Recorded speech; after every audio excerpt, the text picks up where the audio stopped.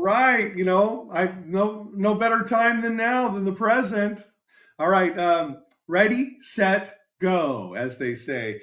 Thanks again for joining us. Josh Brumm here, Energy Storage Manager with Soligent. Again, pioneering solar distribution and storage solutions since 1979. So thanks so much for joining us. Go to soligent.net to find out more. Set up your account with us as a dealer today and have access to amazing brands and solutions for energy storage and all your clean energy needs right here at Soligent from partners like Fortress Power. We're here to talk today about an amazing new solution. And again, we're going to record this webinar for the Fortress Power Avalon ESS for residential customers solution program. We're going to upload this class today to the Soligent YouTube channel as a part of the Soligent Storage webinar series. So make sure you catch that on demand if you need to later on, or you want to go back. And again, we'll do one-on-one training. The team at Fortress Power, along with us here at Soligent, we're not leaving you alone or high and dry. Hey, one training session, good luck. No, reach out to us, email us storage@soligent.net. We will connect you for a one-on-one training for you and your team with the Fortress Power team. So today we're going to be learning about their brand new system, the Avalon system. Oh, it's so cool. Lithium iron phosphate. So it's safe, long life. Also as well, in addition to having safe advantages versus NMC and other chemistries out there, it's got that longer life and it's more efficient. It's made in a higher voltage stack versus traditional residential systems. Don't let that scare you. What that means is it's more efficient, less copper needs to be used, easier, quicker installs.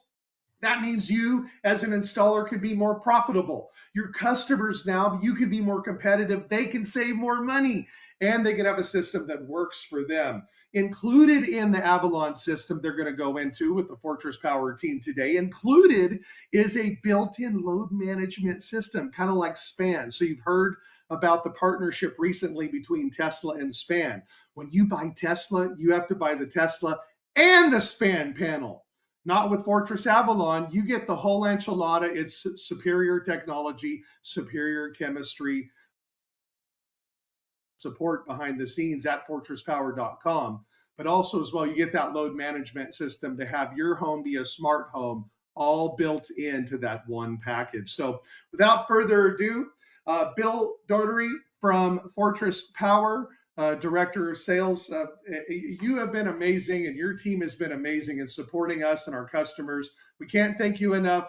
Thank you so much for teaching us today. I'll hand it off to you. Again, everybody who's watching this, pay close attention. This Avalon system is a game changer. Bill, thanks so much. You and your team, take it away. Great. Thanks, Josh. Bill Doughtery, your Director of Sales East here with Fortress Power. I appreciate the introduction, and I can't wait for Gio to match the enthusiasm that you have, Josh. So it's going to be a tall order from my man Gio here. We're really excited, and of course, great partnership with Soligent, but to tell you more about Avalon, but then also to just highlight, as Josh did, that smart energy panel that's included in the purchase. So make sure you're comparing apples to apples when it comes with pricing with that smart energy panel. And then also, Josh had mentioned Fortress provides a full line of commercial and industrial. So we can provide a 48 volt, a high voltage for the resi side, and then also C&I solutions. So Fortress is really your one-stop needs for all your storage needs. And then also, we're really excited. We're going to be rolling out and have launched our brand new eFlex Max, which is our 5.4 kilowatt hour next version of our eFlex solutions. So be looking out for that more. We'll be sending out information, but we're accepting orders as of today. So get excited about that, and that'll be shipping out July 1st. All right. So, here we go. Gio, please match Josh's enthusiasm. Good luck, buddy. Thank you very much. I'm glad to be here and to be presenting more and more technical content about the Avalon, because yes, it is a game changer, but also we have to understand why and what technicalities go to it. So does everyone see my screen? Yes, we do.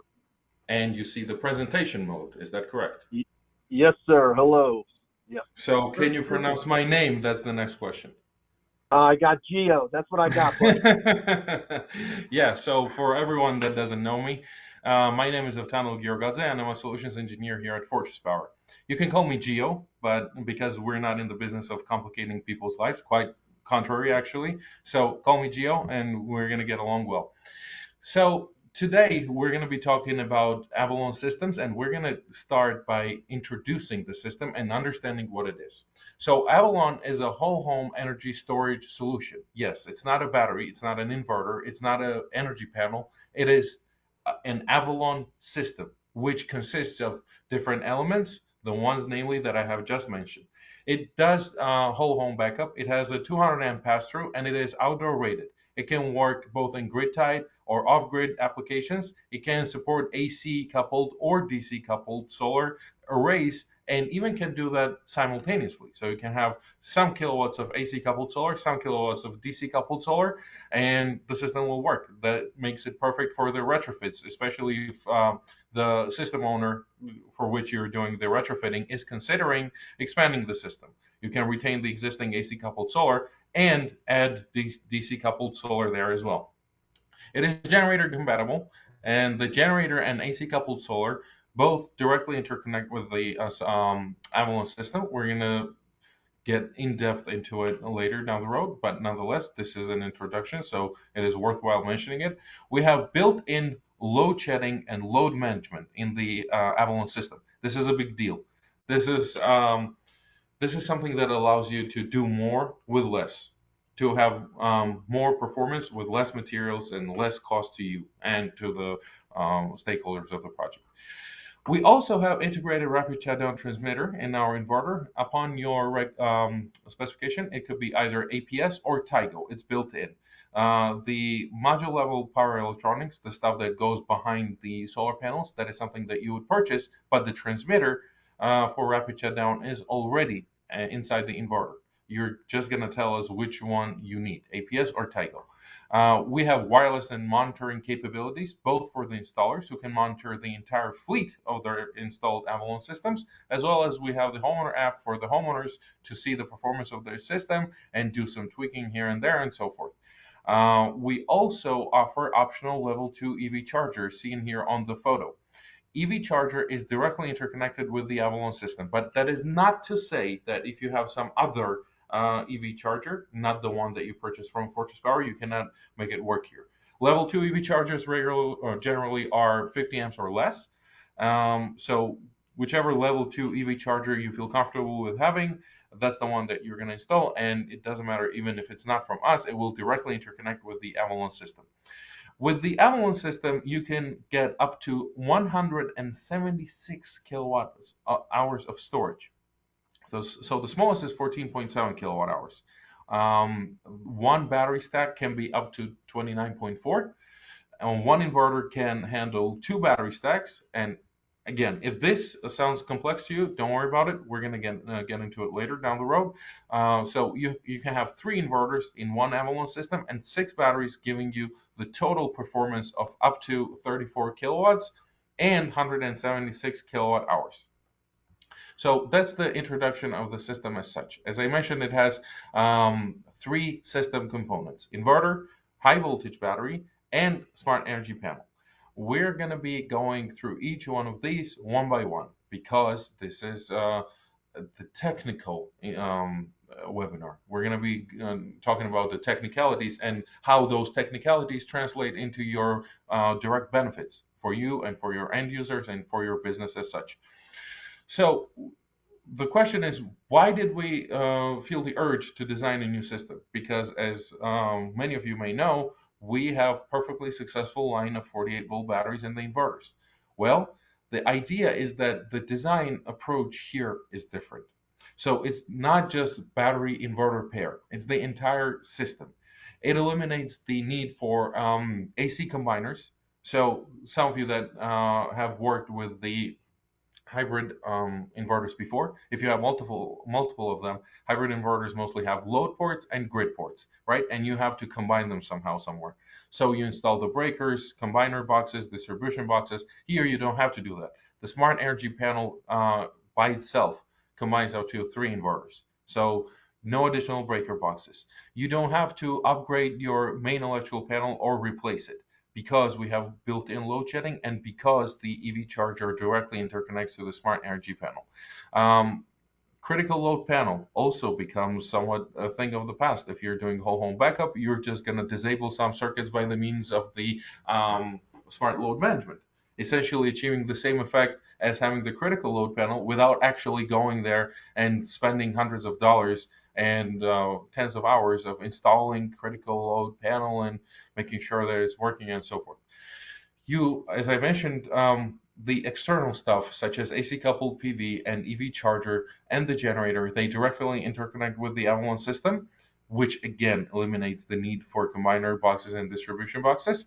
And with the load management, you also get a lot of flexibility with which critical load panel cannot offer by definition. And the batteries are high voltage because high voltage batteries or high voltage systems in general, come from the physics of it, are more efficient in a sense that you have less heat losses. And also there's one underlying benefit there. You use thinner cable that costs less than the thicker ones. So with all that in mind, it is very clear that the Avalon makes your installation easier because you have less components to work with than you would otherwise, quicker, again, but because of the same reason, cleaner because you only have 3 components and you don't need many conduits, many breaker boxes, distributing them on the wall. No, we just give you one system, and once you install this system, you should be good to go, unless you're trying to do something really creative. And at the end, let's be honest, we're all in the business here, so price matters, and the Avalon system does its best to give you all the possible options for a very, very competitive price. So your entire installation becomes significantly cheaper. So we have benefits all across the board. But as I said, we need to see how we achieve those benefits. So we're going to start with the battery, arguably the simplest element of the system. I think Josh already mentioned that our cells are lithium ferrophosphate, lithium iron cells, as they call it sometimes. So that's exactly right. Every single Fortress Power battery product has lithium ferrophosphate cells in it because that is the most thermally stable cell chemistry. And also, the good thing about it is that it offers the most cycle life. So that's why we're able to give 10 or sometimes 15-year warranties with our batteries, because the chemistry allows us to do so, as well as our engineering expertise, that we manage the battery performance well enough that we don't push the chemistry or the cells to the extremes. As I mentioned, and guys, Gio let me hop in real quick there. Guys, and gals that are listening, that's correct. You have to think about that. The warranty is about a peace of mind. So oftentimes when you're out there selling, you're going, and I'm speaking from a sales side of things. So thank you, Gio. You're doing an amazing job. Thank you for the learning opportunity today.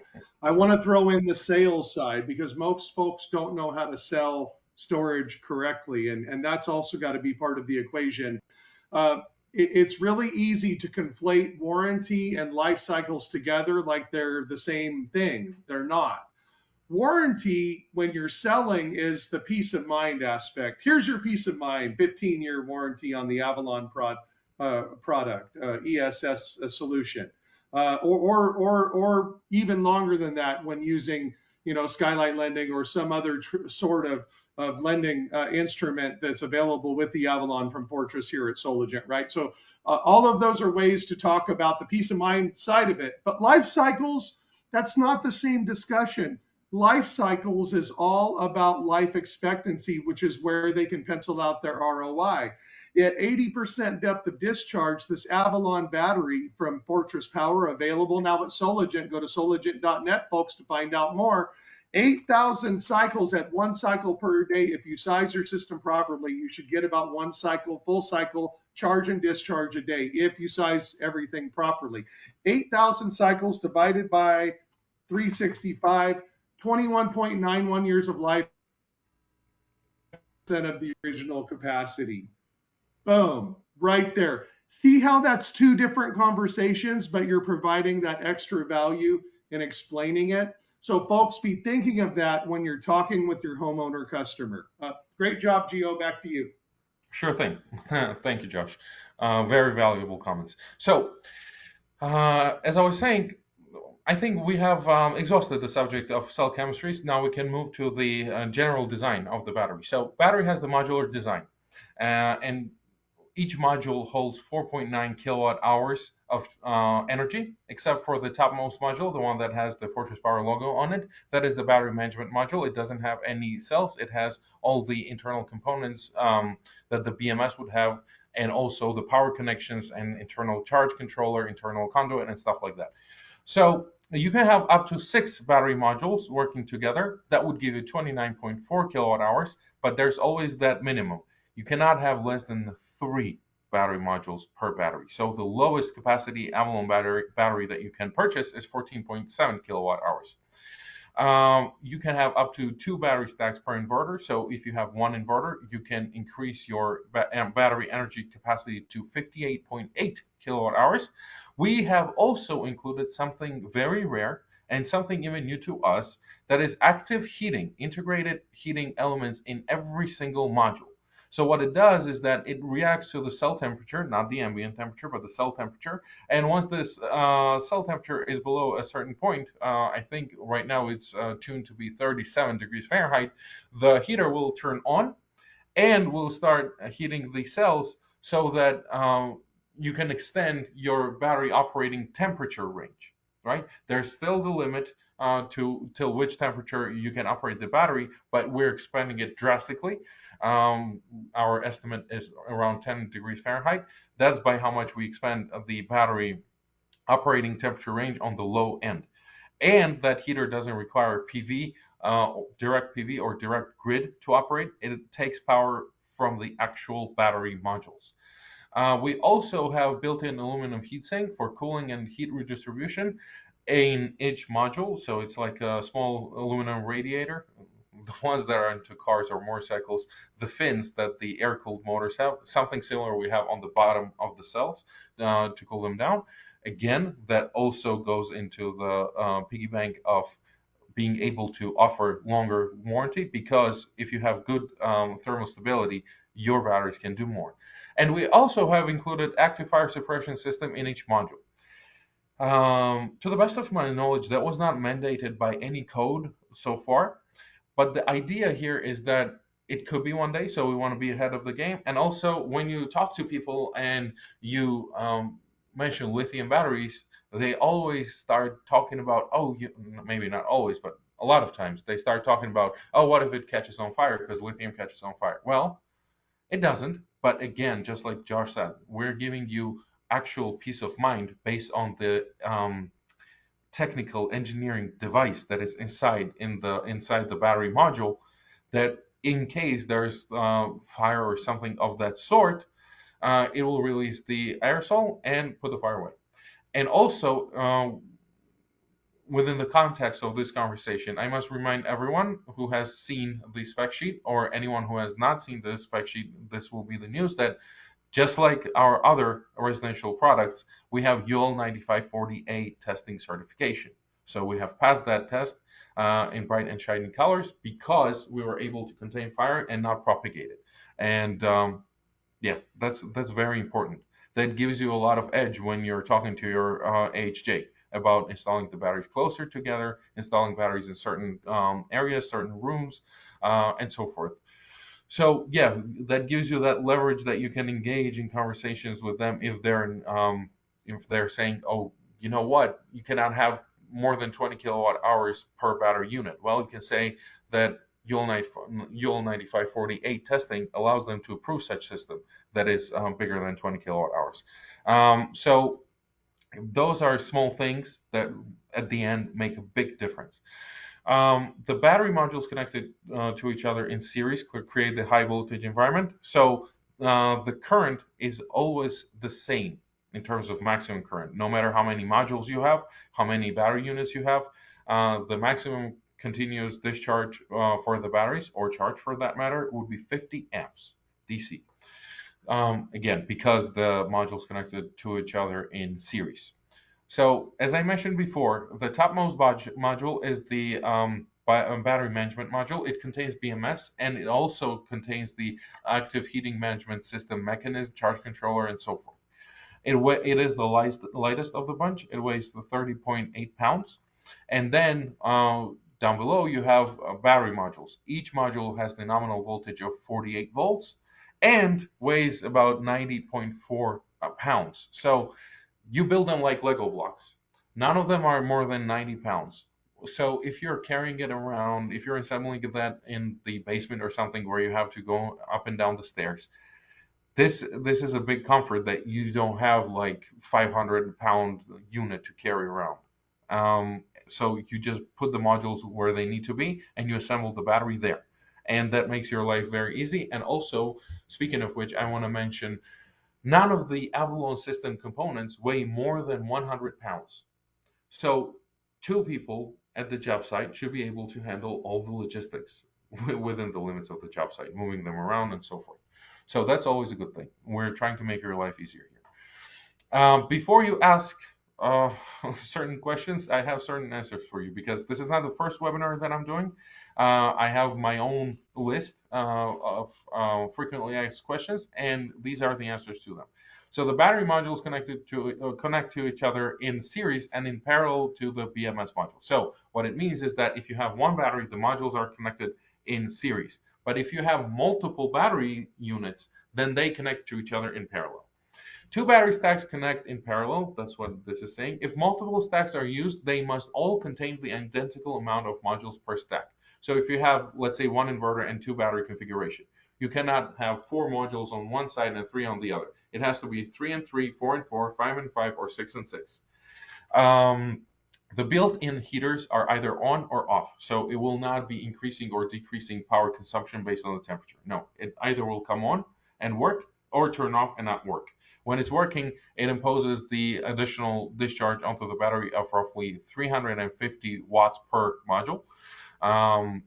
The battery heats itself, just like I mentioned before. It's not waiting for the grid or for PV directly to be available.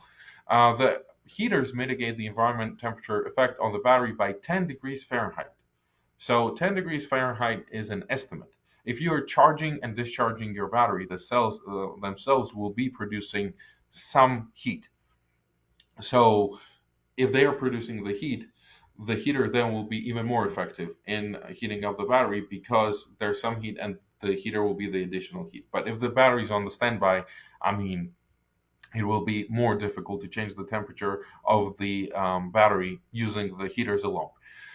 The battery is outdoor rated, IP65 rated, just like the rest of the Avalon system. So inverter, battery, and Avalon Smart Energy Panel can go all outside. The only thing to keep in mind is that you're not installing these on the south-facing wall because you don't want it to be exposed to direct sunlight for the entire day.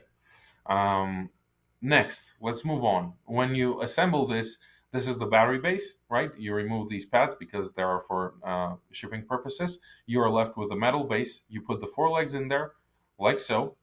And once you have the legs in place, then you start putting the battery modules on. You keep in mind that you put on one module at a time, and you make sure that the BMS breaker is in the off position, and the BMS switch is also in the off position.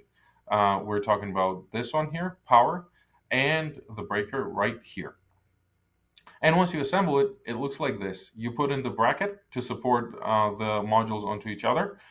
And afterwards, also, there's another thing. So when you're assembling the system, when I said you do one module at a time, here for purposes of training and taking photos, it is better to put the brackets after you have everything assembled. But when you're installing this in the field, you put in the battery, put the bracket on, and then continue with the next module. And this is one of the brackets. I like to call it L bracket. It supports the battery to the wall, and we have drywall screws and everything else that you could possibly need to support the battery onto the wall as well. So everything that you see on the screen here is included inside the package. And there are much more things that just didn't end up on the training material. So you connect those, then you put in the battery heater plug, communications plug. Right here you see heat in, heat out, battery plus, battery minus, BMU, battery management unit out, BMU in. So you connect the appropriate cables. So this would be the cable for battery module to battery module in series communication. You can even see it right here on the label. It says series, and this one is for topmost battery module to BMS module power cable that will connect the battery modules in parallel with the BMS. So at the end, when you have everything connected, you have the system looking like this. It took me 25 minutes to assemble the entire battery module and have it ready to be connected to inverter and so forth, right? So this is a big deal because it's like Lego blocks and because everything is included, because these cables don't require any special tools, they're all just clip-on. So once you put on the power cable, it clicks in place and stays in place. You don't have to use the screws or bolts or nuts or anything of that sort. And same applies to every single one of these things. You don't need any tools to connect the cables. You only need your hexes to connect put the screws in for the brackets. So then on the top, you remove the cover and you see the service compartment. This is where the communications and the battery terminals live. So this is the way it goes. You have 4 outlets here. One is for the blue one. That one is for communication cables. You also have ground coming out. You have battery positive. You have battery negative, and those would be going to the inverter. The other way to do it is to use the internal conduit, right? It would run the entire length of the battery. So if you want to connect your power cables on the other side, you use the internal conduit and you connect the cables there. So again, you have your communication cables, ground, positive and negative, but it comes out on this side. And we have the conduit adapter also included in the package. So you can use this side as the entry point for the power cables. Then you close the cover, put on the rubber top, put on the covers, and when you're putting on the plastic cap covers, you just put them on. Again, no tools required. So that's how you assemble the battery. The inverter.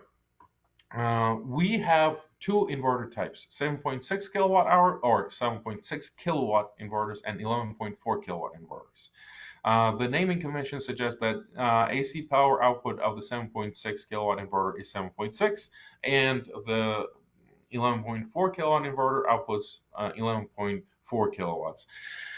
But in terms of DC, they're the same. So in terms of what they can handle from the battery, in terms of voltage is the same. How much PV it can handle is the same too. So each inverter has 4 MPPTs.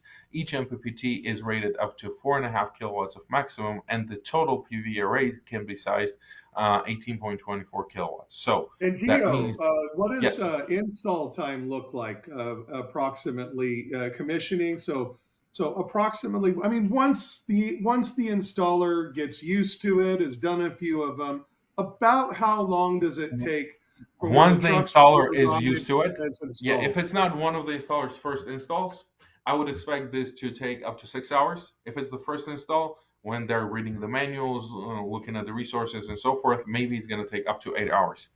Oh, But it six is, hours is not bad at yes, all in this it business, is is it? really good. It takes me 5 hours, just to give you an idea. For Awesome. me Thank you, to Gio. assemble the entire test environment, it takes me 5 hours for the Avalon system, including Folks, the that's what drywall I'm screws and talking everything. about. This will Well, help you be more profitable and more competitive and help your yes. customers save money. I'm sorry, Gio, go ahead. Yeah, no, exactly. That's a very important point. It takes me 5 hours because I have main electrical panel ready. I don't have to rewire it. So it could be easily 1 more hour to put the cables in for the main electrical panel. That's why I said 6 would be the somewhat somewhat reasonable estimate for sure. But certainly, I don't expect this to take more than 8 hours. If it's taking more than 8 hours, then you're probably doing something wrong. But nonetheless, continuing with the MPPTs. So 4.5 kilowatts per MPPT and 4 of them, and they are symmetrical, same size, and they're completely detached from one another in the sense that they're not dependent on another. So if you have even a pyramid shaped roof and you have 4.5 kilowatt arrays on each side, the inverter will still do its job and maximize your PV production, which is a big, big deal. And with more inverters, obviously, you get more PV capabilities. And as I mentioned before, you can have 3 inverters in parallel. Obviously, the inverters output 240 volts AC output voltage from L1 to L2, or 120 L1 to L2, or L1 to neutral, or L2 to neutral. We also, as I mentioned, have integrated rapid shutdown transmitter. You just have to specify which one you want, the inverter that has APS or the inverter that has TIGO built in. That would depend on what you use on your roof. Some people are used to APS, and we're going to send you the inverter that has the APS rapid shutdown transmitter. Same for the TIGO. So that also saves you time and saves you money, which is very important. When you are working on the inverter, it is also very easy to do so, and this also does not require any special tools or sometimes even no tools whatsoever. So you remove the bottom half cover, this one right here, just a moment, this one right here. So these 4 screws you remove, you pull the cover off, and you see this inside. So you have PV plus, so those are 4 pluses, 4 positive terminals for your PV DC coupled. You have PV minus, that is another 4 terminals for your PV, and you have battery plus and battery minus. You have communications board. This is where the communication cables land, and you have load triplet and grid triplet. So you have L1, L2, and neutral for the load, and you have neutral, L1, and L2 for the grid. You also have the ground bar, which you can use for battery or inverter to battery or both. Depends on how you want to run the ground, but nonetheless. And this is what it looks like when you're connecting the cables. So, for example, for this battery plus and minus, you push in this orange square, then you keep it pushed in, you slide in the cable, and then release the orange square. It latches onto the battery cable, and you're good to go. Same applies for the PV. It's just for PV. You don't slide it in, you slide it from the bottom, but the mechanism is the same. Same for the backup ports, L1, L2 neutral, load. For grid, it's slightly different. Through this hole, you're going to put a flathead screwdriver and push it all the way up. That's going to open it so you can slide in the cable. And then once you have the cable in place, you're going to push it down. It's going to click, lock in place, and that's when it's holding the cable there. But again, very easy to work on. And now, this is my favorite part. This is the core. This is the cornerstone of the Avalon system. This is the component of it, which ensures that we have so many benefits. I would argue that all of the benefits that come from the Avalon system come from the smart energy panel, except for high voltage stuff, that it's more efficient in that way and you need thinner cables. So I hope that I have you intrigued enough to keep you focused for 10 or 15 more minutes. So the key benefits of this panel is that it directly interconnects up to 3 inverters. It directly interconnects grid. It directly interconnects main service panel, AC coupled PV, generator, and EV charger. Well, you see the pattern here. All of these things are AC. So the idea is that everything DC is combined in the inverter, and everything AC combines into the smart energy panel. So whatever you have, if it's AC, it goes to the smart energy panel, and you only need the smart energy panel to accommodate for it. You don't need any other breaker boxes, external transfer switches, unless you want to. I mean, you could have the transfer switch, but it's not required to have it because the Avalon system takes care of it all. And let's see how it does it. And not only it has this only one AC combiner feature or capability, it also has the load shedding built in all of the systems for no extra cost. You buy the Avalon system and you see the load shedding elements here. They're built in. Again, recall, all of this is here to make your installation easier, quicker, cleaner, aesthetically more pleasing, and significantly cheaper. So let's see what we have here.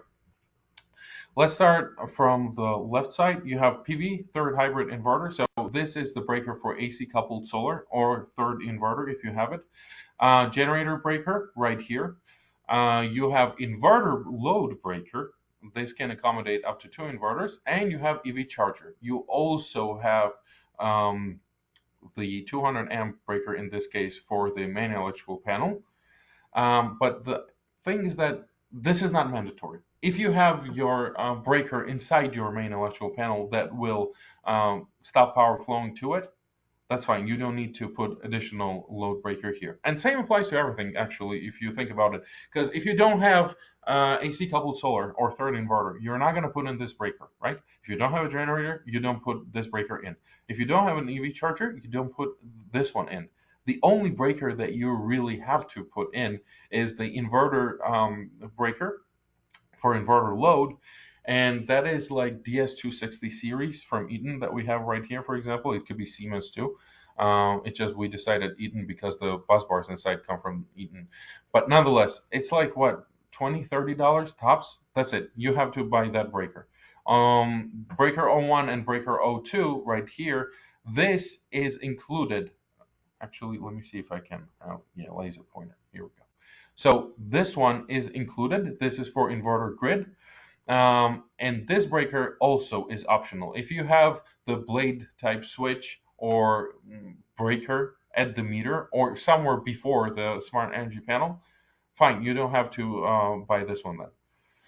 But if you don't, you can put it in. If you want extra convenience of having the breaker at the smart energy panel rather than you going there and turning it on and off, you could put it in too. But the idea is that there has to be either a disconnect or a switch between the grid meter and the smart energy panel. You have grid manual switch. You will hardly ever use it, but it's there. And we can also include a revenue grade meter as an option for additional cost. But the meter in general is there. It's just, it's not a revenue grade meter from the factory. The one that you're going to be paid for is going to be a revenue grade meter. So right here, we have load shedding and load management overrides. So this zoomed in right here, and you see that we have on-off switches for everything. Because if something starts acting up or you're not happy about something, you're just going to go there and manually override it, and that will be it. So you're not relying only on the firmware and the software. You can go in there and manually do something if you have to. We have not encountered that situation yet, and we hope that we will not encounter that situation. But it's always a good feature that you're not relying solely on the virtual or electronic mechanisms. So there's that. Now let's move to the next slide and see how we remove the door to get into the service position. So you remove this nut right here, and you remove these metal rods from the hinges. There are 3 of them. Once you have them removed, you have the door removed. And also, before we get here, there are also 8 screws to be removed. 1, 2, 3, 4, 5, 6, 7, 8. Once you remove these screws, then you're good to go. You can remove the covers and the doors, and this is what you have inside. So let's do a quick circle around the smart energy panel, starting from the bottom right and ending up on the bottom left, and see what we have inside and what it looks like in terms of power flow and so forth. So you have your slot for grid breaker. This is an empty space right here because it is optional right here. If you don't have grid breaker, you directly put in the grid cables right here, and they go through these CTs. So you bring in the cable, they go through CTs, and they land on this bus bar right here. The grid can enter from the side or from the bottom, whichever way you prefer it to. Then next, you have grid isolating switch. This is there to isolate the smart energy panel from the grid when the grid is unavailable. Inverter has its own switch, so both of them separate themselves from the grid. So when the grid is unavailable, your system is islanded fully, both on the inverter level and the smart energy panel level. Then we have the main bus bar of the smart energy panel. You see, there you have your L2 and L1, or L1 and L2, whichever way you want to call it. From the grid perspective, it doesn't matter really, inside the smart energy panel. So you have your L1 and L2, and you have your connection points for your main service panel. Either you put in the cables directly, and small adapters are included for that, or you put in the 200 amp breaker right here. That's why there's an empty space here as well.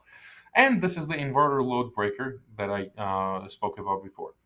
Next, We have circuit control ports, and see, you probably have noticed that right here I'm showing where it is exactly. So you have circuit control ports.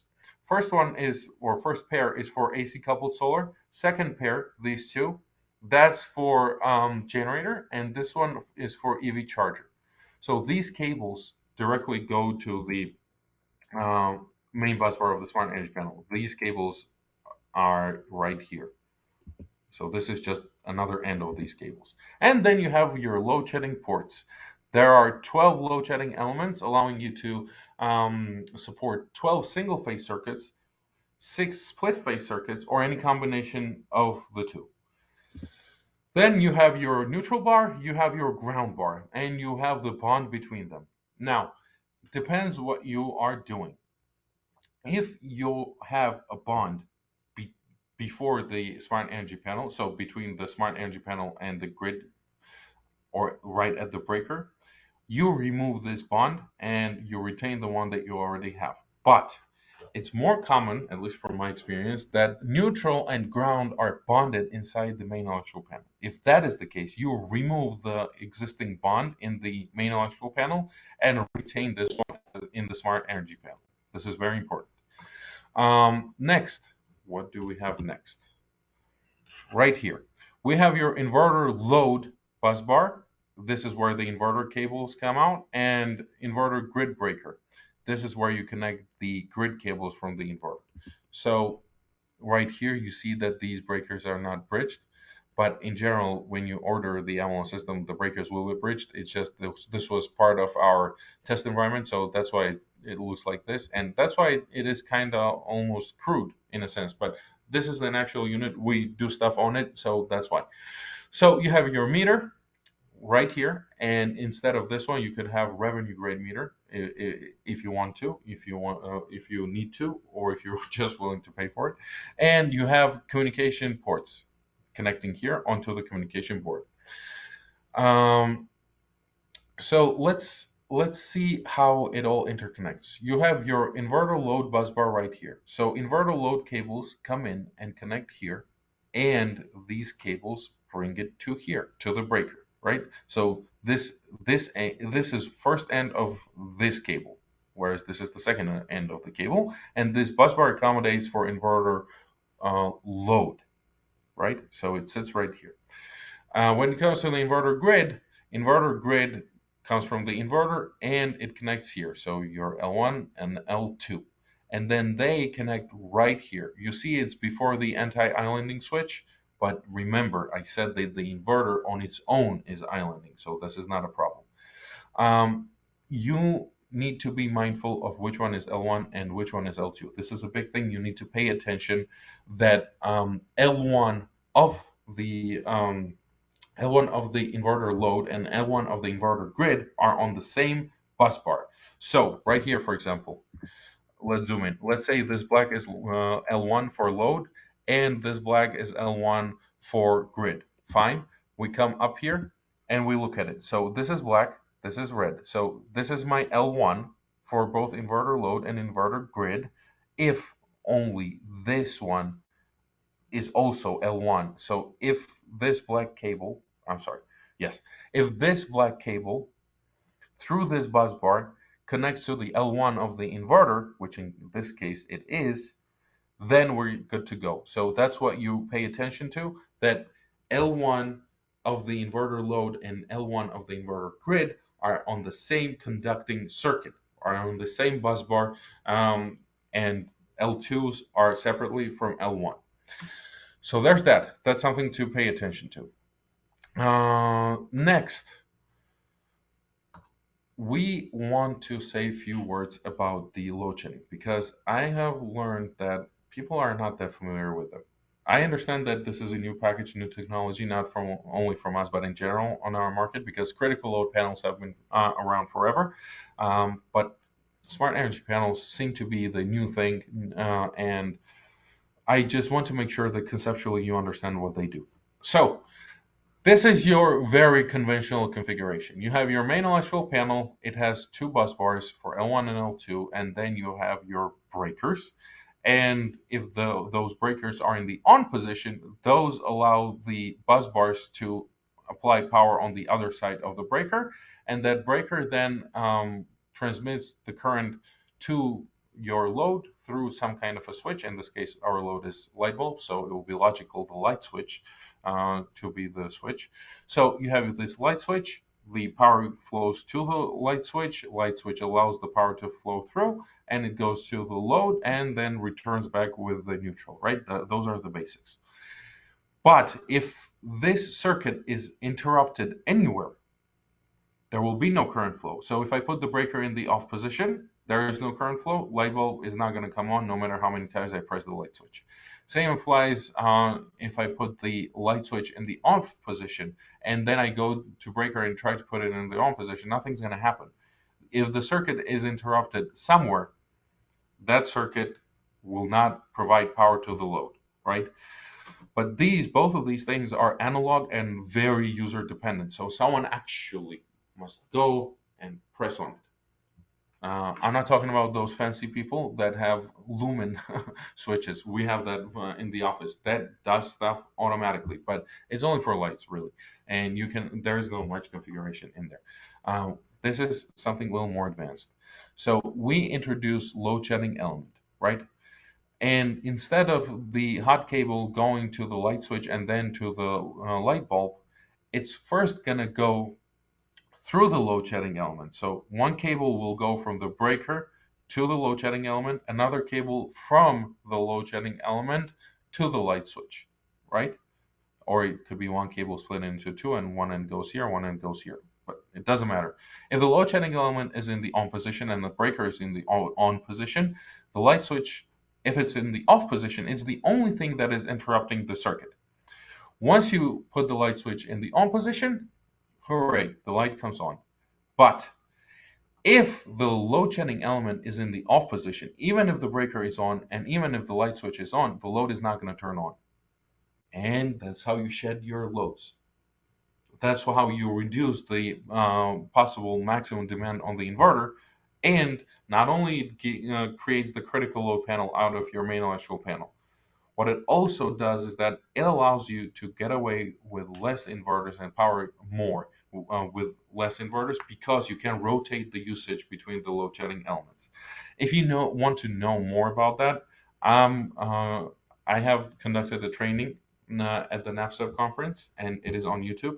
I'm also going to make an NAPSEP credit course and put it on our trainings portal. But for today, this is enough. You get the idea how it works. So it is a programmable mean of interrupting the circuit based on certain conditions. Those certain conditions being grid outage, battery percentage, and so forth. And then there's the communication. These are the communication maps. Those are not really that interesting, but this is what is interesting. So right here, you have your DC coupled PV, right? And you have your battery. As I said before, you connect everything DC to the inverter. In this case, we're using 11.4 kilowatt inverter. Then after this inverter, you connect the AC, everything AC from the inverter to the smart energy panel. Because think about it, from the point of view of the smart energy panel, those are just another AC circuits. So inverter load ends up here. Let me open my fancy pointer one more time. So inverter load goes here, inverter grid goes here, and communications, those blue dashed lines come here. So in terms of communications, let me quickly say one thing. So you're working with a communications triangle. Triangle in a sense that there are three lines of communication working at all times. So battery to inverter is one communication, battery to smart energy panel is another, and inverter to smart energy panel is another. So you have three components and you have this triangle. But nonetheless, then what you do is let's erase this. You look at the service entries. So the grid comes in, it goes through the smart energy panel and goes to the main electrical panel.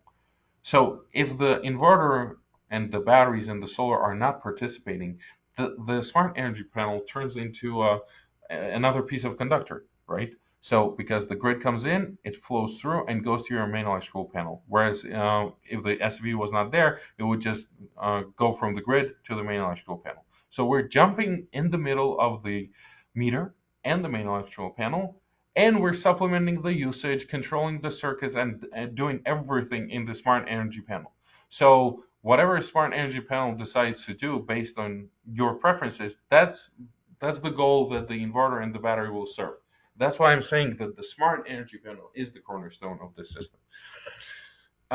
This is the scenario of whole home backup, right? You have your main electrical panel, there is no critical panel, and you see that we have load shedding connected right here. So when the power goes out, some of the loads will go offline and some of them will go online, but nonetheless.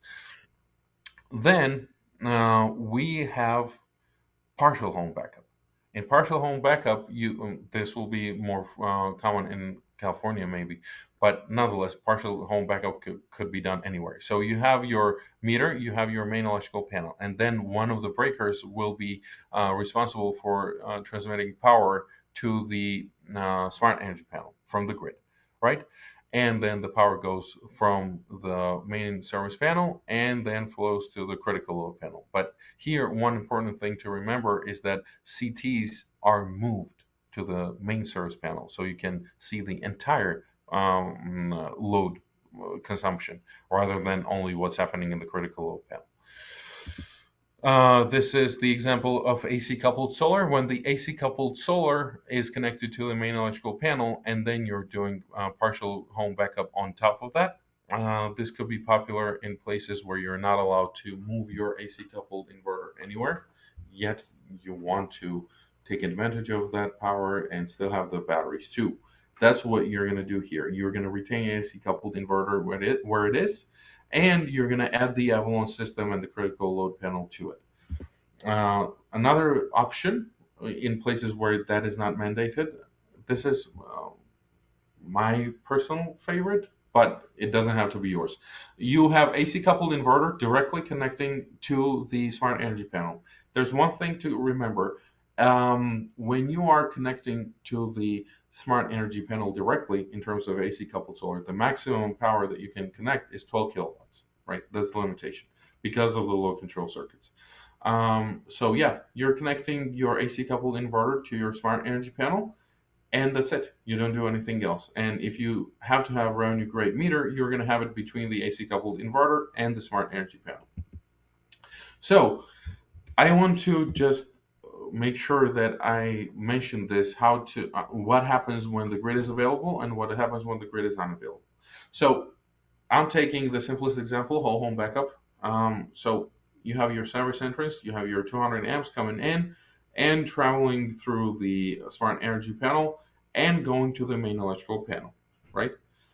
And then in main electrical panel, it energizes these two bus bars and accordingly the breakers, and the breakers transmit power through the load shedding elements, and your loads are powered. Meanwhile, the inverter grid port in the inverter is energized, and that inverter grid port right here supplements the grid import, effectively reducing the grid import. But look at what happens when the grid becomes unavailable. The inverter jumps from the grid to load, so it's not energizing grid ports, so these breakers are not energized, so the power doesn't go here. Actually, what happens is that these breakers are energizing this breaker right here, and this breaker, once it energizes the bus bars, the current has two ways to go, either to the main electrical panel and or to the grid. But remember, we have anti-islanding switch or islanding switch.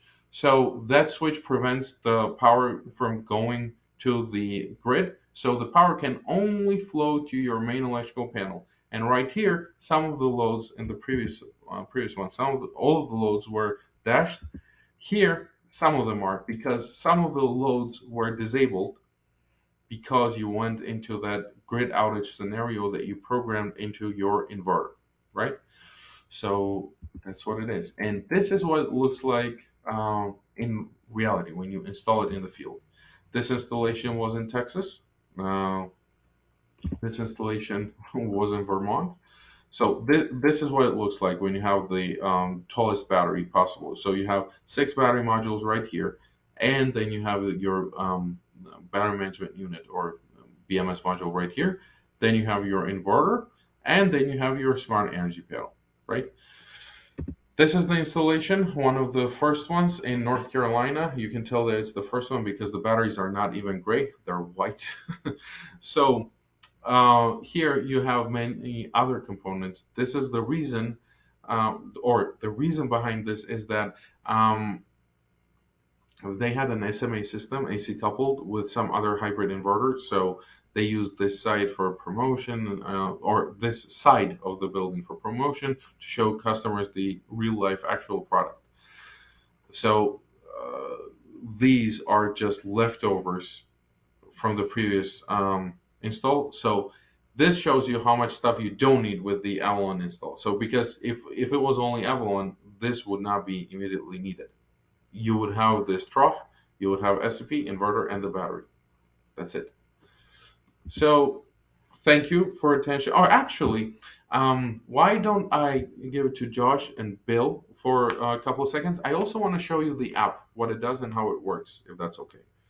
But that's another Yeah, file. absolutely. Let me Let's check that out. jump. Yeah, and by the way, real quick, folks, round of applause for Gio making it Sure happen thing. along with the team at Fortress Power. Would you like Fortress Power's brand new, amazing ESS Avalon solution for your customers? We have it available right here at Soligent. So make sure you go to the Soligent website, soligent.net, to find out more. How does the app work, Gio? Yeah, I'm opening the video of it now. So unfortunately, I cannot do the live feed because I need to be closer to the SAP to show the entire functionality of the app. So what I'm going to do, I'm going to pull up the video and we can get into it. Just Awesome. give me Thank 1 you. or 2 minutes. Yep. Great. So again, Gio, great job. I think you did your best matching Josh's enthusiasm. Josh's So great.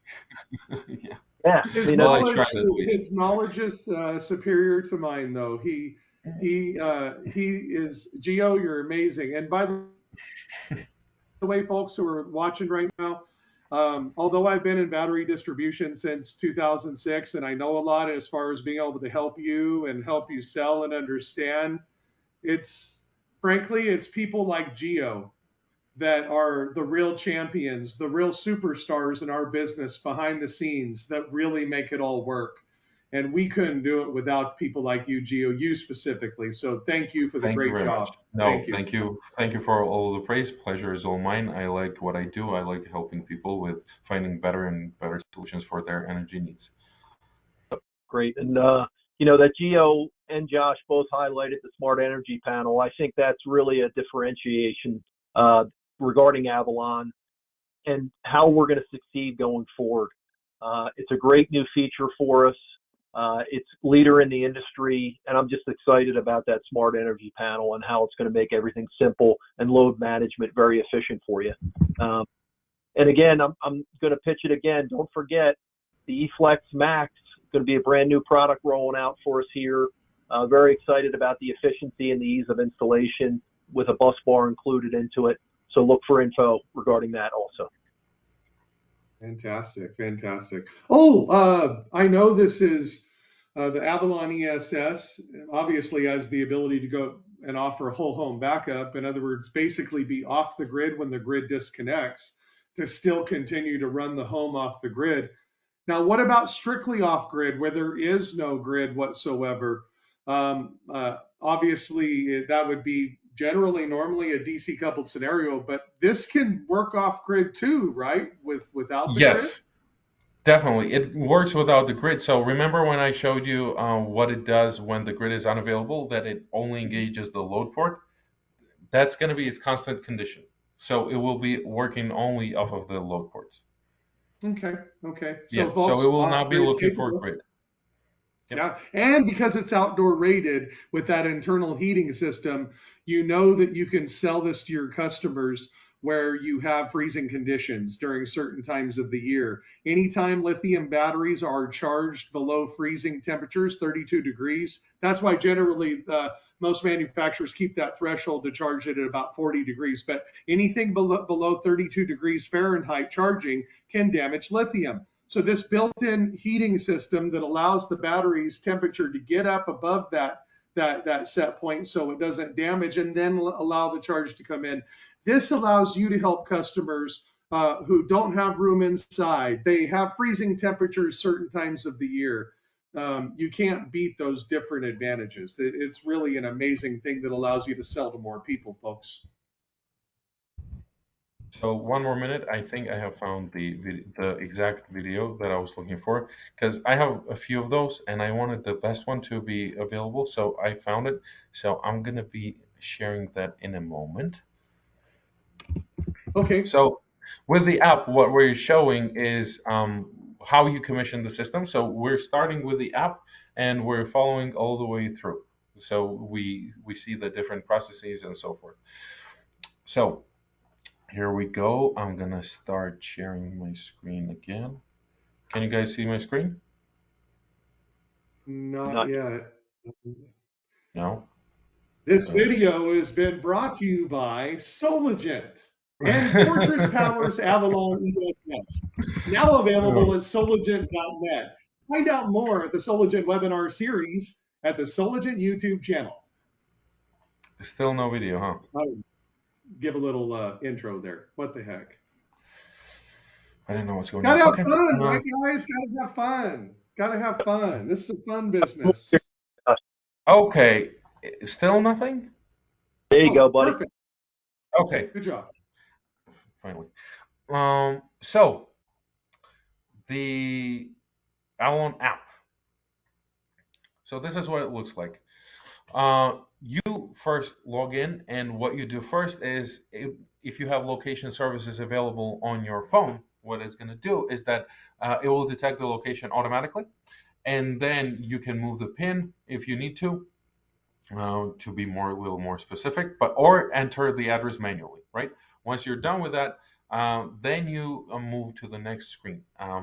It's going to ask you for going through the checklist of what you have done. And also in the previous one, I just want to bring your attention to email address, the one that it's asking for here. That's your homeowner's email address. So you tie your Avalon system with the homeowner email address, so they can use the homeowner app to monitor their own Avalon system. But nonetheless, let's continue now. Then there's a quick checklist through which you may or may not go. My suggestion is always go through this checklist, because after the long day at work, you could be tired and you want to make sure that you have done everything correctly.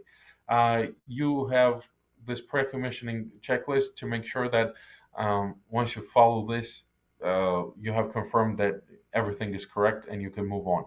But if you really, really feel confident, there's skip this, and you're going to tap that and you're going to move on. And you're going to skip this part altogether. Then it gives you the instructions on how to turn on the system, right? And where to connect which communication cables. All those notes can be found there. And then you start by configuring the equipment. So smart energy panel, Avalon inverter, and Avalon HVBMS, or high voltage battery management system. This is what it sees as the communication, but really you're configuring your battery here. So once you tap begin setup, you begin your setup with the Avalon inverter. That's the first thing you're going to set up. So you need to enter your grid regulation. So in this case, this is default. Then you have California, Hawaii, Puerto Rico. But we changed it now. So default and Puerto Rico are together. We have California 21, Hawaii 14, and we also have right through. So essentially, this is whatever there is, just work with it. Unless it's like really the limits of the inverter that you're pushing. So broader frequency and voltage ranges there. That's some international stuff. So this AUS, this is Australia, Chile. So you have different overseas regulations too. So you can work with those. But in most of the United States, and certainly in the mainland US, except for um, California, you're going to be using default grid regulation, right? Then what you do is once you have selected default, you need to choose your mode of operation. So mode of operation, you have here you have save solar for my house, save sell power to the grid, keep a lot of backup power, and live off grid. Well, we removed keep a lot of backup power because it's subsidiary now of save solar for my house. So you have three modes of operation: save solar for my house, sell power to the grid, and live off grid.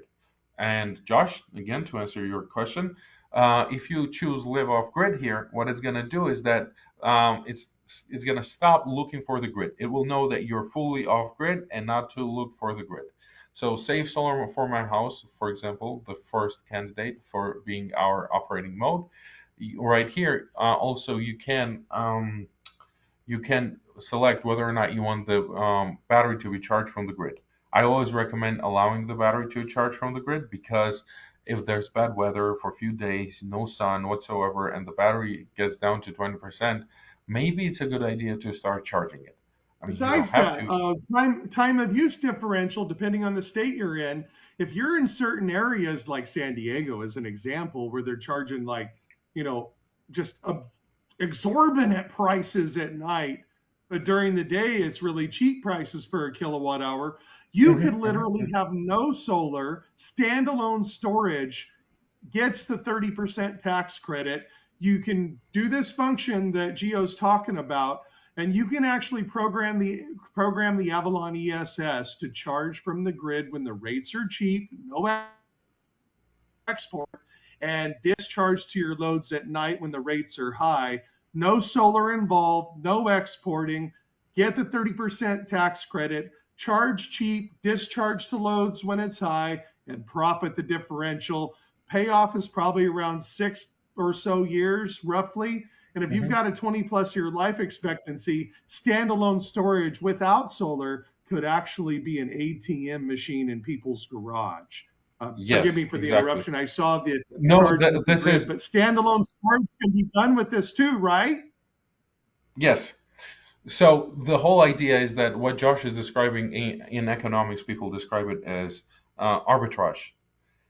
We know that people sometimes make millions of like not energy arbitrage, not necessarily batteries, but stocks and stuff like that. So you essentially do the same thing, but with your battery. So you are decreasing the price of the energy with just having the batteries in place and having the correct configuration in place. So save solar for my house and allow battery to charge from the grid, right? So sell power to the grid. That's the first priority there would be to export as much as possible within the time ranges that you're going to enter, and then charge the battery. Save solar for my house is whatever load is demanding the power. That's the one that you're going to power with the solar, and whatever is left over will go to the battery. There, it's a little different. So you're going to take care of the loads, and then whatever is left over within the cell time range that you're going to specify is going to be exported to the grid, and that you can program through the app as well. But today's main focus is not really showing you how to do ranges and stuff. We're going over time here slightly, so I really want to show you how to configure the smart load management. So save solar for my house. We have done this, and yeah, that's it. Okay, so when you confirm the settings on the inverter and that's all good and done, and again, you will have the same level of configurability, but you're going to do it in 5 minutes compared to 50 minutes with some other systems, right? So you're just going to select the ranges, select the grid regulation, and that's it. It knows how to charge the battery and so forth. If you want, if you could go to advanced section and override it, but again, today let's be mindful of your time, and I'm going to jump directly to the energy panel. But remember, with the Avalon system, to configure the inverter, it is even simpler than compared to even our own NV inverter, for example. Um, Whereas NV inverter is quite standard, if not better than the standard in terms of configurability.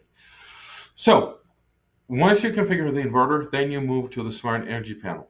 right? And you see here, you have connections. Those are solar generator and EV chargers. Those are the things that have their own dedicated load shedding ports.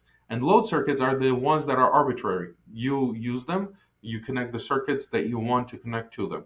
The only limitation there really is that you cannot have anything more than 50 amps. Other than that, fine. But also, it is very rare that I see that people have anything over 50 amps in their main electrical panel. 70 amp breakers are not that common, are not as common as people sometimes tend to think. But nonetheless, so continuing, you're going to start with the AC coupled. So when you're configuring AC coupled, it's going to show you three options, right? Three options being either you have it, or you don't have it, or it's a third inverter. In our case, we don't have it, so we're going to say that we are going to disable it.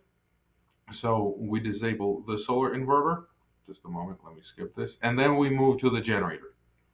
So for the generator, as I said, right now the generator function immediately now it's not available. It's coming by the end of the August latest, or even September, maybe beginning of September. But it's not there. We have it hardware and everything. It's just we're waiting for the firmware to be released, and we're in the latest stage of testing right now. So the generator, once it becomes available, the way you're going to do it is, I'm sorry, skips. Yeah. So for the generator, the configurability that you're going to get once the generator function is available is the following. So you're going to enter at what percentage of the battery you want to turn on the generator, and at what percentage you want to turn it off, and how much of the generator power is the battery allowed to take. So battery charging here in this case, for example, is 3 kilowatts. In test generator, you're going to tap it and make sure that the smart energy panel was able to turn on the generator and run it. So if you don't have a generator, then you uncheck I have connected a generator to the smart energy panel, and the system knows that there is no generator connected to the system. Next, you go to the EV charger. This is the closest to the actual load configuration. So you have either you disable the circuit, because not everyone has an EV. I don't have an EV, for example. So if you don't have an EV charger, you disable the circuit. But if you have an EV, then this is where the cool stuff starts. So you configure the system for two different scenarios: off-grid and grid-tied. Or off-grid, when we say off-grid in this context, is when the grid is unavailable and when the grid is available. So in this case, we're talking off-grid, so when the grid is unavailable. And you have option one, disconnect this circuit while off-grid. So when the grid is unavailable, this circuit will be disabled. It's not going to get any battery power. Or you have auto. And this is where the smartness of it comes in. Not only that it can disconnect when the grid is unavailable, but it can work within the certain battery percentage only based on your preference. And it's entirely up to you what that battery range is going to be.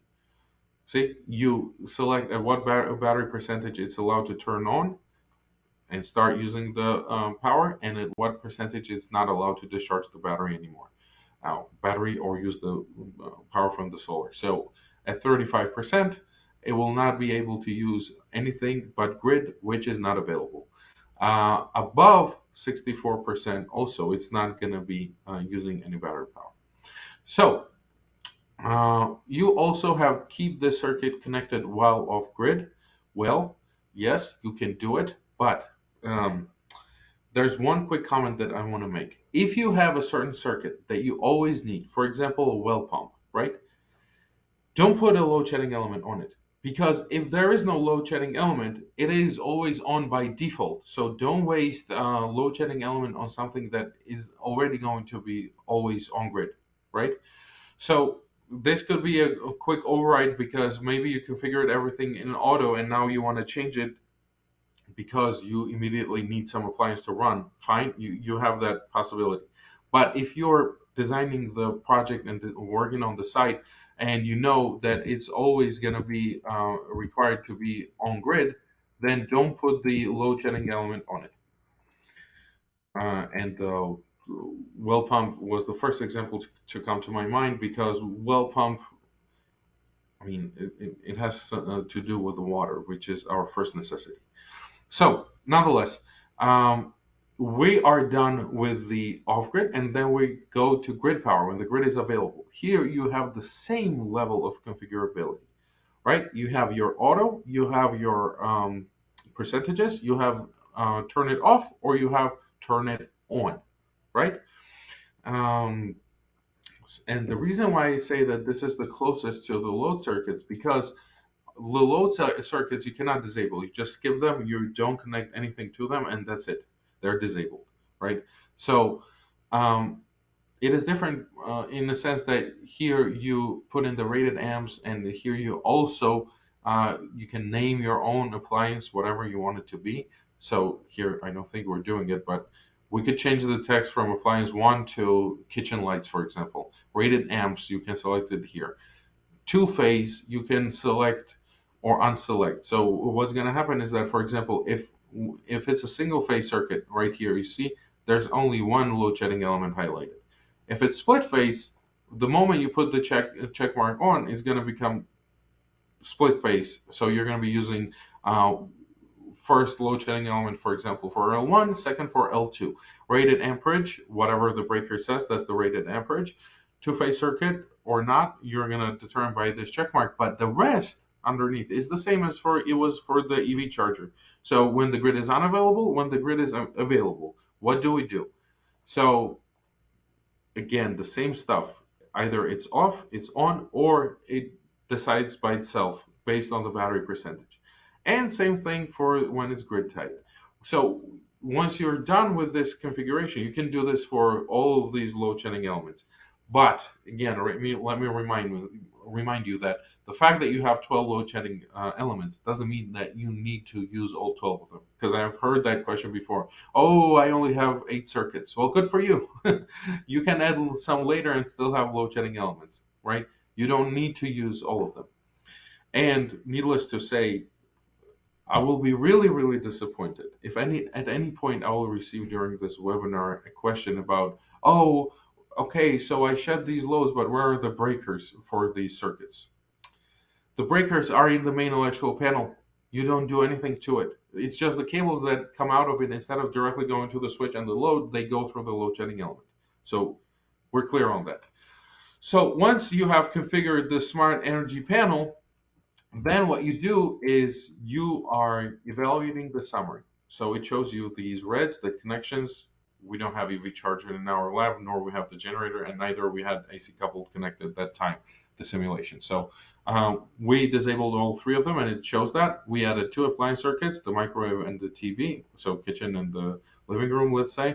And we only added 2 circuits. Again, this is one more argument on my side to solidify the point that you have 12, but you don't need to use all 12. So once you have evaluated the summary, this is the last step. So you confirm the step, and then it asks you the question, or there's another summary showing not only SCP, but also what you did for the inverter, utility AC settings, default, save solar for my house, mode of operation, blah, blah, blah. And then it asks you, once you confirm the setup, send the equipment registration now. Once you tap yes, the site will appear in your monitoring portal as one of your systems in your fleet. The homeowner will be able to start monitoring their own site, and also the warranty form will be automatically submitted to Fortress Power, which means that you don't have to do that manually. So if you have internet, we urge everyone to use this function, to tap yes, and go for it. But speaking of which, I think this is a good time to mention that you don't need to have internet either to operate or commission the Avalon system. It is not required. The only thing that you may prefer to have is the Bluetooth. So with your Bluetooth, you're going to communicate and with the smart energy panel, and hence the rest of the system, since smart energy panel governs all of it. And you're going to configure everything using your phone, but you're going to lose monitoring. You're not going to have it if there's no internet.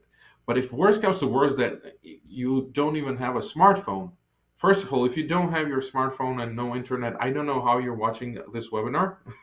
That's for one. And the second point would be, we have a screen in the smart energy panel. And there's a reason why it's there, because everything that I'm showing you now, it can be done from the Smart Energy Panel screen. It's just with the app, it's way more user-friendly in the sense that nice graphics, questions, you can tap there and see the manual and so forth. We're going to have 2 videos uploaded for the app by the end of the next week. So one is going to be 1-minute tutorial showing every single aspect of it, or every single important aspect of it. And then we have one more where we show the 10-minute tour of every single thing, how to change the language in the app and stuff like that. So once you send the registration, your warranty is submitted, everything is ready for online monitoring, and then it's going to be this hooray thing, cute little confetti falling from the sky, and it's going to show you the whole summary, and that's it. Now, I know that I was probably talking about this for 15 or 20 minutes, but from my experience, both when I was doing that in the lab or other people were doing it and sharing their feedback with me, the installers, I mean, including early adapters, the rough estimate is 5 to 15 minutes. Most likely, it shouldn't take you more than 10 minutes, unless, again, you're trying to do something creative and you have different rates for every single hour of the day. We're not talking those. We're talking about normal installation for normal people. But nonetheless, yeah, that's how simple it is. And I truly, truly hope that you're just excited about this product, especially after the app, as me and Josh are. But for now, this is the end of my webinar. So this is the end of the presentation. I do thank you for your attention, and I truly hope that I gave you one more reason to secure your energy with Fortress Power, because we work really, really hard so we can deliver the best energy storage solutions to you and for your customers. And thank you again. And Josh, with that, I'm stopping the screen share. If you have anything else to add, we're looking forward to it. Absolutely. Before I close, want to say thank you, Gio, Bill, Emily as well for putting this together, and the entire Fortress team. Reminding you folks, go to soligent.net now, become a dealer, and have instant access not only to these amazing Fortress Power Avalon ESS residential energy storage solutions, but also as well the value of all of the engineer and technical support that goes along with that before, during, and after the sales service with these folks at Fortress Power are off the chain. So friendly reminder there. Before we close, Bill, any last thoughts? Thank you for your support, Josh, and Soligent as always, and great job, Gio. Looking forward to working with everybody with the new Avalon. Absolutely. Sure. Excellent. Thank you, Bill. Gentlemen, of course, you're free to go, and I hope that people that ask the questions are still here. We have only 4 questions, so I'll quickly go through them. Yeah, go through those before we close, yes. Gio. So the question is, if the main service panel has no load breakers, just the 200 amp breaker, for instance, then one could use the 11.4 kilowatt inverter. If the MSP had a 200 bus and other loads, one would be restricted to 40 amp backfeed to the 7, or can the 11 to restrict its backfeed independently of its load output? The way it is now, you can, from the advanced menu, configure the 7.6 for backfeeding. If you need more information about that, or if you're willing to share more specifics of the project, why this is relevant, I will be glad to support you, because that's part of my job. I don't only do webinars, I talk to people and I support them. So feel free to contact the sales department, because I am part of the sales department. Although I'm an engineer, but I'm a solutions engineer. So they will connect me and you, and we can discuss this. We can have email exchange, phone conversation, Teams meeting, whatever it may be. So we'll be glad to help. Now, the next question is it your battery only, or can we use your smart box with existing batteries? Well, this is part of the Fortress Power ecosystem. Unfortunately, it is programmed to work with the Fortress Power communication. So purely strictly speaking, the hardware will be there, but you would not make it work with the rest of the batteries or battery manufacturers, because the firmware is different, communication is different, and also, to be perfectly honest, we haven't tested it with any other battery because it was never meant to work with any other battery. So even if we were to allow this to work with other battery manufacturers, that would be too responsible for us to do because we don't know what the consequences could be. Um, we don't want to damage anyone else's existing system by giving false promises or anything like that. Okay, couple of compliments. Thank you everyone for that. And with that, think I think that's it. We're done. Thank you everyone Okay. for attention. We'll go Thank you and close gentlemen it for the out. opportunity. One more thing, Gio. Yes. I'm going to throw this out here as well. Another value proposition, two value propositions to add in of why you want to offer Avalon ESS energy storage solutions, Fortress Power, available now at Soligent.net. Become a dealer. Two great reasons I want to throw in there that you want to offer this value to customers, the Avalon. Fortress Power works with Energy Broker. And that means that the Avalon ESS system, it qualifies if you utilize the Energy Broker program, which you can go to fortresspower.com. It's available right there, and participate depending on the state you're in. California's qualified as an example, Rocky Mountain Power, lots of different Vermont, lots of different states. So find out if you qualify, but go to fortresspower.com, sign up for Energy Broker. When you sell this to your customer, Fortress Power will actually write you a check for the virtual power plant program that is Energy Broker. It qualifies. So that's one way to give a revenue stream to your homeowner that qualifies for Energy Broker. And one more thing, utilizing Skylight Lending, you can get a 25-year warranty with some creative financing as well. So wanted to throw that in. So I'll wrap it up there. We'll close. Thank you so much, Bill, Gio. And to the masses at large, I want you to know that I love you very much. It's in my heart and in my prayers that I want to see you and your businesses thrive. And energy storage is not just an appendage to what you're offering, okay? Energy storage is most likely going to become the most profitable thing you sell, okay? So becoming an expert and offering solutions like the Avalon residential ESS system available here at Soligent is going to help you become more profitable and not just survive, but thrive, okay? Our goal is that you don't just survive with energy storage, but you actually grow and thrive. Fortress Power and Soligent is here for you. Thanks again for being here today. If you missed it or you'd like to share it or watch it again, the Avalon ESS Fortress Power training that we did here today, in depth. Again, thank you so much, Bill and Gio. Available on demand. Coming up here in moments, we'll get that up on our YouTube channel as part of the Soligent Storage Webinar Series. Again, I'm Josh Brumm on behalf of Fortress Power team, also as well our entire team ready to serve you from Soligent. So join us in our clean energy revolution as we're working to help you thrive, not just survive with energy storage. Again, go to Soligent.net, become a dealer right now and join the team. Thank you so much. I'm Josh Brumm, Energy Storage Manager with Soligent, your clean energy solution provider, pioneering energy storage and solar distribution since 1979. Have a great day.